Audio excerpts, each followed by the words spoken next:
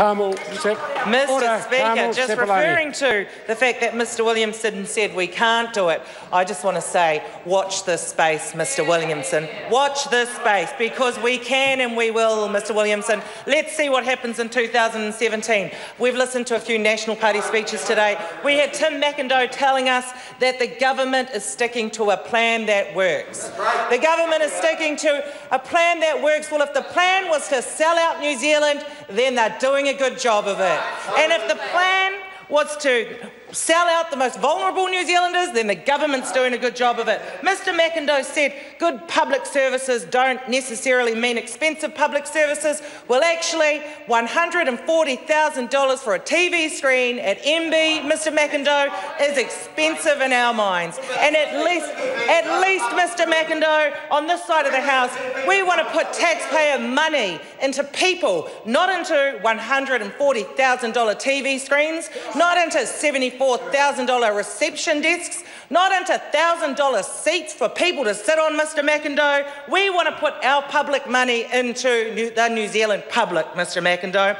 We listened to Scott Simpson say that Labor likes to talk about no, that the word on this side of the House is no. They think that we're no, no, no to good ideas. But let's reflect on what the national government has said no to over the last 7 years that they've been government. When they first got in, they said, nah, no to apprenticeships, we can take money out of that, we don't need that. Then what happened? We had an earthquake, we didn't have the expertise here, they had to ship it in. Mr. Speaker, they said no to things like healthy food in our schools. One of the first things they did was cut the healthy foods policy in our schools, and now we see them struggling with the issue of obesity we have with our children. Why did they remove that policy, Mr. Speaker?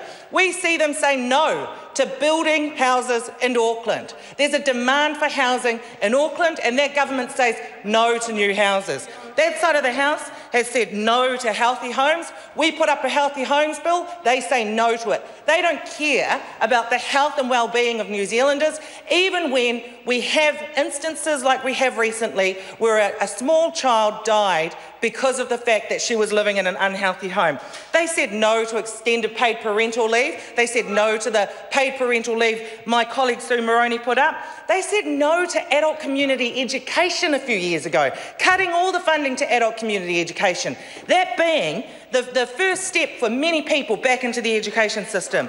They said no to the training incentive allowance, not wanting to support sole parents to be able to increase their earning capacity, to be able to increase their chances of getting a better qualified, higher paying job. They said no to KiwiSaver recently, denying children who enter into the scheme of the $1,000 incentive. Mr. Speaker, they say that we're the party of no, but their track record says that they're the party of no, actually, Mr. Speaker.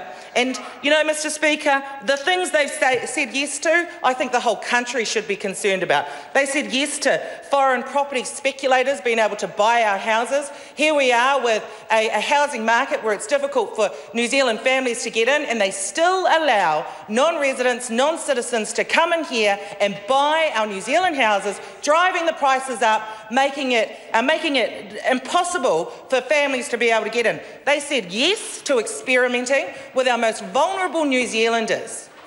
Looking at now, Mr. Speaker, introducing social impact bonds when there's been no research done here that qualifies or justifies them being able to implement it.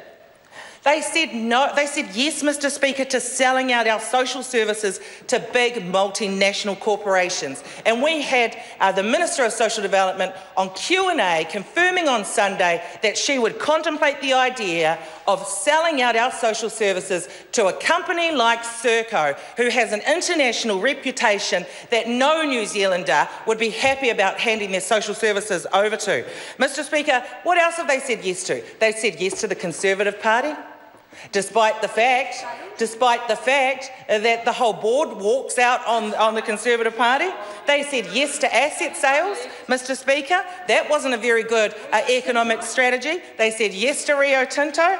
They said yes to Nick Smith even. And we've got all the evidence in the world to suggest that he's not doing a good job. They still say yes, and we have the Prime Minister saying he's outstanding. Mr Speaker, we might be saying no to some of what the National Party is suggesting, but we are justified in saying no to what they're doing. They are not justified in what they've said no to over the last 7 years.